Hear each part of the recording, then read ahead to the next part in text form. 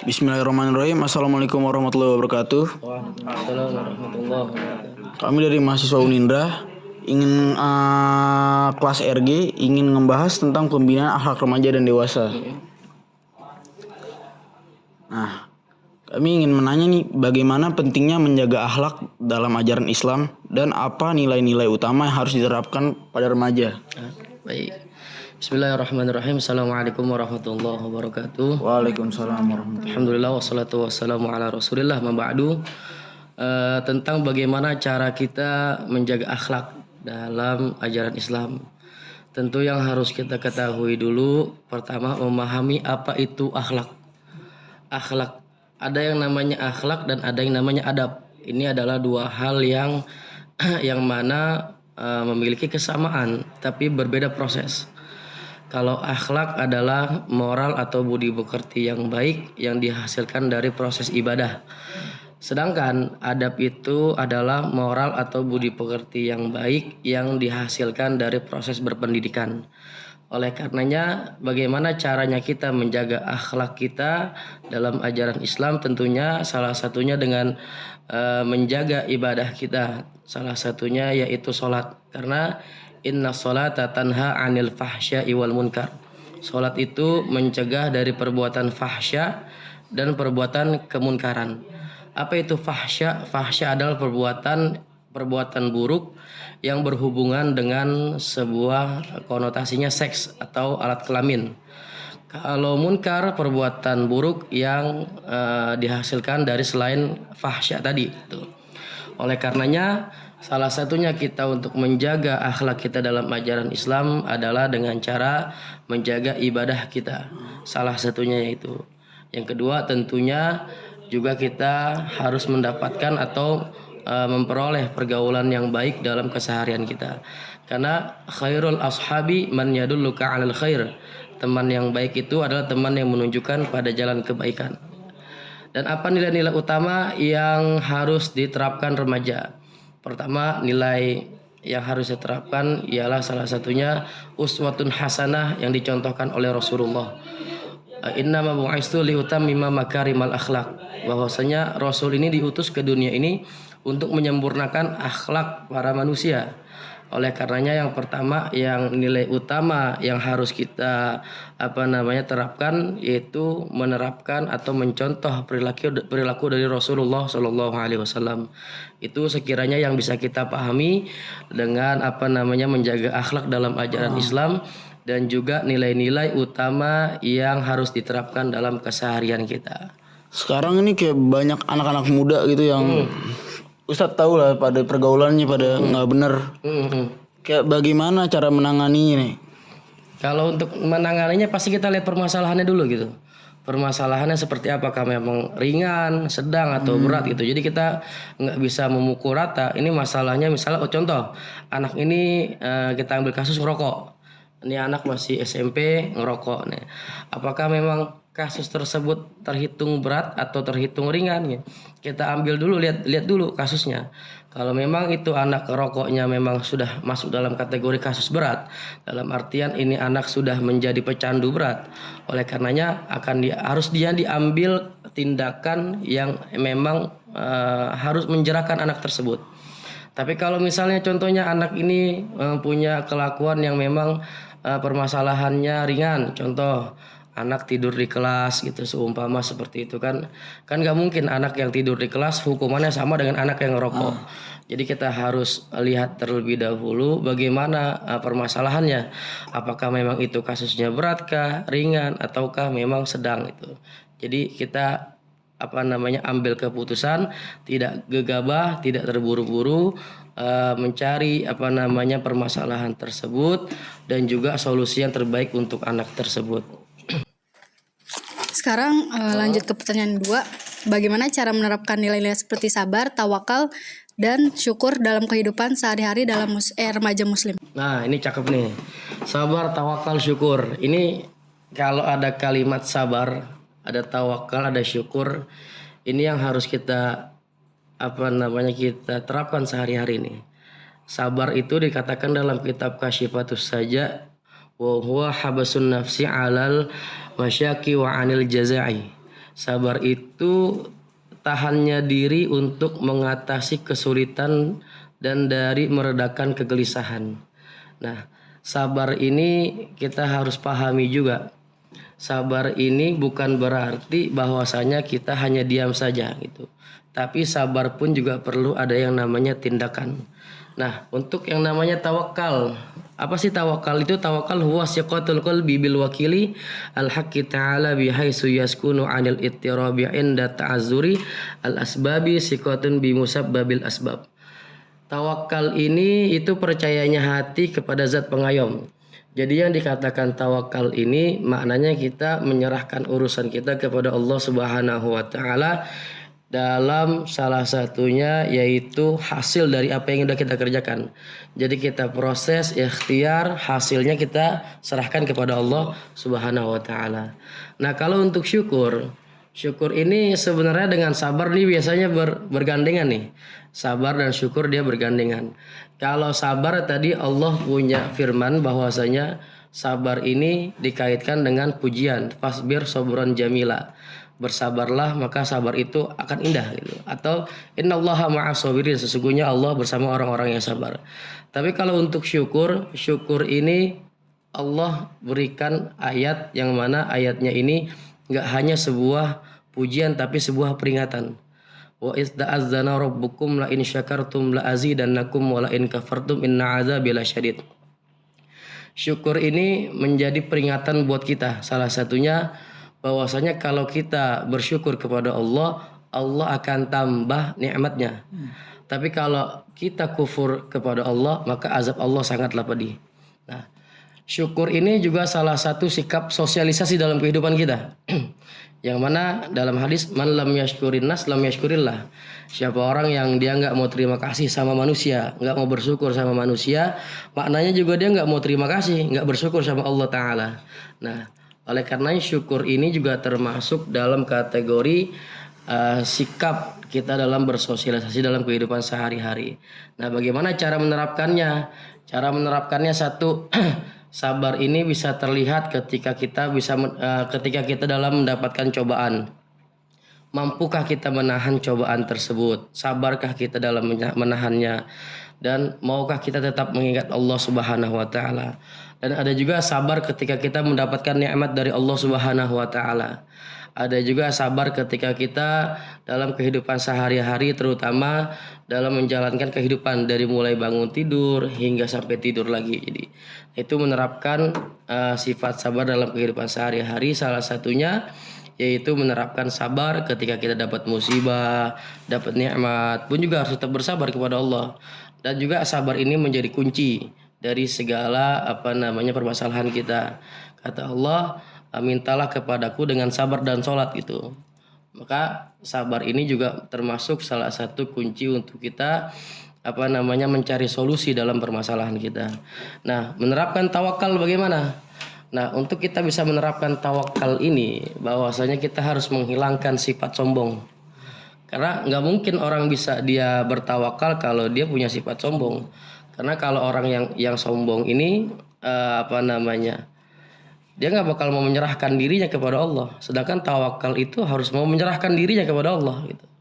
Nah, untuk syukur, bagaimana cara kita menerapkan syukur dalam kehidupan sehari-hari sebagai remaja muslim? Yang pertama, kalau kita belajar ilmu ekonomi ada namanya kebutuhan primer, sekunder, sama tersier. Kalau kita bisa ambil ke situ, kebutuhan primer, kebutuhan yang memang kewajiban kita dalam keseharian kita. Contohnya air, makan gitu kan. Itu yang harus kita keluarin. Ada kebutuhan sekunder, ada kebutuhan yang memang lebih tinggi lagi. Itu derajatnya kita nggak butuh tapi hanya mau. Nah, ada yang tersier juga yang lebih tinggi lagi dari sekunder. Nah, menurut saya pribadi kalau kita sebagai seorang remaja ini harus mengerti itu. Bagaimana cara pengeluaran kehidupan kita sehari-hari yang primer, sekunder, dan tersier tersebut gitu. Nah, pertama paham dulu di situ mana yang harus kita keluarkan dan mana yang harus tidak kita keluarkan. Kalau saya punya pengalaman pribadi, membeli sesuatu itu berdasarkan kebutuhan bukan kemauan. Oleh karenanya sebagai seorang remaja harus pahami dulu mana hal yang dibutuhkan dan mana hal yang tidak dibutuhkan gitu. Lalu Apalagi caranya untuk menerapkan syukur dalam kehidupan sehari-hari. Yang salah satunya yaitu kita harus tetap mengingat Allah Ta'ala gitu. Ketika kita bersyukur kepada Allah Subhanahu wa Ta'ala, dimanapun kita berada kita harus tetap ingat Allah Subhanahu wa Ta'ala. Dan yang ketiga, menerapkan syukur dalam kehidupan kita yaitu dengan cara berterima kasih kepada seseorang ataupun orang lain atau siapapun yang memang menopang kita, membantu kita dalam kehidupan kita. Itu cara untuk kita menjalankan atau menerapkan sabar, tawakal dan syukur dalam kehidupan sehari-hari sebagai seorang remaja. Apa pandangan Islam tentang perlunya menghormati orang tua dan cara melaksanakannya dengan baik? Penting banget. Gimana sih caranya pandangan Islam tentang menghormati orang tua? Dan caranya? Quran dikatakan wa qadha rabbuka alla ta'budu illa iyyahu wa bil walidaini ihsana ila akhir ayat. Dan Allah telah menetapkan bahwasanya janganlah kalian menyembah Tuhan selain Allah, wa bil walidaini ihsana, dan kepada kedua orang tua ihsanan, berbuat baik. Kalimat ihsanan di sini ialah bentuknya masdar yang mana dibuang fiil dan fa'ilnya. Asal katanya wabil walidaini ahsinu ihsanan. Jadi kalimat ihsanan ini sebenarnya bentuk daripada masdar atau maf'ul mutlak yang menjadi penekanan buat kita. Berarti wajib atas kita semua itu berbakti atau berbuat baik kepada kedua orang tua, terutama dengan cara menghormati orang tua. Makanya di ayat tersebut dikatakan lagi wala taqul lahuma uffin. Sama kedua orang tua tuh jangankan kita ngelawan, ngomong aja gitu, atau sebel dah, atau gerendeng dah dalam kehidupan kita gitu. Itu dilarang tuh oleh agama. Jangan ngelawan, ngegerendeng aja gitu. Misalnya umpama kita gerendeng sama orang tua, itu termasuk udah kategori durhaka gitu. Oleh karenanya kalimat menghormati kedua orang tua ini sangat perlu untuk kita semua sebagai seorang remaja. Terus gimana cara ngelakuinnya gitu dengan baik? Yang pertama, salah satunya pasang niat ikhlas. Ikhlas kita bakti sama kedua orang tua. Kalaupun bakti kita itu kita anggap sebagai balas budi, demi Allah saya yakin kita nggak bakal bisa membalas apa yang sudah diberikan orang tua kepada kita. Dengan cara ikhlas bakti sama orang tua. Yang kedua juga selalu mendoakan kedua orang tua dalam setiap kita habis sholat gitu. Dan yang ketiga selalu menghormati orang tua. Dan dengan cara bagaimana? Dengan cara dimanapun, kapanpun kita harus ingat orang tua kita sebagai salah satu cara untuk menyemangati kita dalam kehidupan sehari-hari. Karena kan lucunya begini anak-anak remaja ini. Mohon maaf nih, nyentil sedikit ya buat remaja gitu. Nyari penyemangat, akhirnya nyari pasangan. Padahal orang tua di rumah, ayah dan ibu itu udah jadi penyemangat buat kita gitu. Itu penyemangat yang luar biasa itu. Jadi kalau misalnya mohon maaf perilaku pacaran dibilang untuk nyari penyemangat, apakah kurang orang tua kita untuk sebagai sumber penyemangat gitu. Oleh karenanya yang pertama selalu berbakti kepada orang tua, berbuat baik dengan yang ikhlas dan juga selalu mendoakan kedua orang tua kita gitu. Caranya. Berikutnya, bagaimana memahami dan menerapkan konsep kasih sayang dan keadilan dalam hubungan sosial sesuai dengan ajaran Islam? Konsep kasih sayang ini dalam Islam sangatlah luas gitu. Terkadang konsep kasih sayang ini juga bisa berbentuk sebuah tindakan, bahkan juga sebuah ucapan. Oleh karenanya untuk hal ini konsep kasih sayang dan keadilan dalam hubungan sosial sesuai dengan ajaran Islam ini kita harus mengerti dulu tentang akhlak atau kelakuan Rasulullah SAW. Yang mana Rasulullah SAW sebagai rahmatan lil alamin memiliki suri tauladan atau budi pekerti yang sangat baik. Nah, kalau kita memahami konsep kasih sayang, caranya bagaimana? Lihat Rasulullah. Itu yang paling mudah. Karena konsep kasih sayang dalam Islam ini sangatlah luas gitu. Dan untuk yang keadilan dalam hubungan sosial sesuai dengan ajaran Islam pun juga sama. Lihat Rasulullah. Jadi kalau pengen berperilaku sesuai kasih sayang dengan ajaran Islam yang sesuai dengan konsep ajaran Islam dan juga keadilan, lihat Rasulullah. bagaimana Rasulullah berperilaku dalam kesehariannya, baik kepada keluarganya, sahabatnya, bahkan orang lain, bahkan dengan musuhnya aja Rasulullah pun masih menghormati gitu. Ada satu ketika Rasulullah lagi duduk sama sahabatnya, ada mayat seorang Yahudi lewat. Mayat Yahudi lewat, lalu Rasulullah berdiri menghormati mayat tersebut gitu. Nah, kata sahabat, ya Rasul, kenapa berdiri? Kenapa menghormatin mayat tersebut gitu? Dia mayat Yahudi, dia bukan orang Islam gitu. Apa kata Rasulullah? Saya menghormati orang tersebut, saya memberikan tanda penghormatan kepada dia bahwasanya makhluk Allah. Nah, bukan karena keyahudiannya gitu. Oleh karenanya konsep kasih sayang dan keadilan dalam hubungan sosial sesuai dengan ajaran Islam itu kita harus memahami perilaku tingkah laku dari Rasulullah Shallallahu Alaihi Wasallam. Sekarang bagaimana cara menjaga diri dari godaan yang dapat merusak akhlak seperti pergaulan yang negatif atau ketidaksantunan?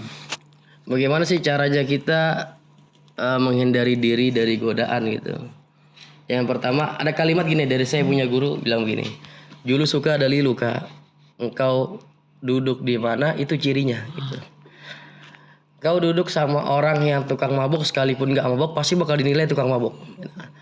Nah, kalimat ini yang menandakan khairul ashabi man yadulluka 'alal khair, bahwasanya teman yang baik itu adalah teman yang menunjukkan pada jalan kebaikan yang tadi saya sudah katakan gitu. Nah, bagaimana cara kita untuk menjaga diri dari godaan yang dapat merusak akhlak? Balik lagi tadi, akhlak itu adalah suatu budi pekerti yang mana budi pekerti baik yang dihasilkan dari nilai ibadah, dari proses ibadah kita. Berarti kalau kayak gitu yang harus kita pahami, kita harus memahami dulu nih ibadah kita apakah sudah benar gitu. Dari wudunya, sholatnya, terus zakatnya, puasanya, apakah sudah benar gitu. Maka itu semua balik lagi ke belakang tuh. Kewajiban kita sebagai umat Islam menjalankan atau mempelajari syariat Islam gitu. Oleh karenanya jaga ibadah kita dengan cara memahami apa yang kita lakukan atau kita laksanakan dalam ibadah kita. Karena al ilmu bila amalin, ilmu yang tanpa amal mardu kasyajaroti bila samrotin. Ilmu kalau tanpa amal itu bagaikan pohon yang tidak berbuah. Wal amalu bila ilmin mardudatun la tuqbalu. Amal yang enggak pakai ilmu itu amalnya ditolak. Makanya pahami dulu apa yang kita kerjakan ini, baik sholat kita, puasa kita, memahami secara syariat Islam, baik syaratnya, rukunnya, dan lain-lainnya. Nah, setelah kita sudah pahami itu semua, kita jaga, kita jalankan perintah Allah, baik sholatnya, puasanya, zakatnya, dan haji kalau kita memang mampu gitu. Apalagi sholat sangat penting. Inna awala ma yuhasabu minal abdi fi yaumil qiyamah as-sholat. As-sholat faman sholahat sholah sairu amali, faman fasadat fasada sairu amali. Penting kita menjaga sholat kita. Minimal bagi seorang remaja jaga sholatnya. Sekalipun gak bisa sholat di awal waktu, belum bisa gak apa-apa, yang penting masih tetap sholat gitu. Nah, seperti apa sih pergaulan yang memang yang harus kita jauhkan nih, pergaulan negatif? Tentu kita paham sebagai anak muda, ini baik, ini buruk, ini negatif, ini positif gitu. Balik lagi ke diri kita sendiri. Kita mau gak merenungkan diri kita bahwasanya itu hal yang negatif harus kita jauhi, itu hal positif harus kita deketin. Maka salah satunya pilihlah teman yang baik untuk mengarahkan kita pada jalan kebaikan. Tapi bagaimana nih, kan ke dalam pergaulan sama pertemanan tuh katanya nggak boleh milih-milih kan.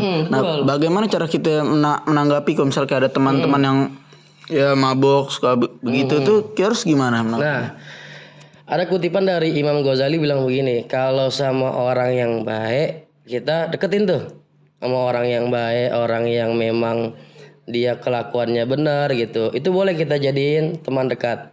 Tapi bagaimana dengan teman-teman yang kelakuannya kurang baik gitu? Maka orang yang kayak begitu, teman yang kayak gitu, kita cukup kenal aja sebenarnya gitu.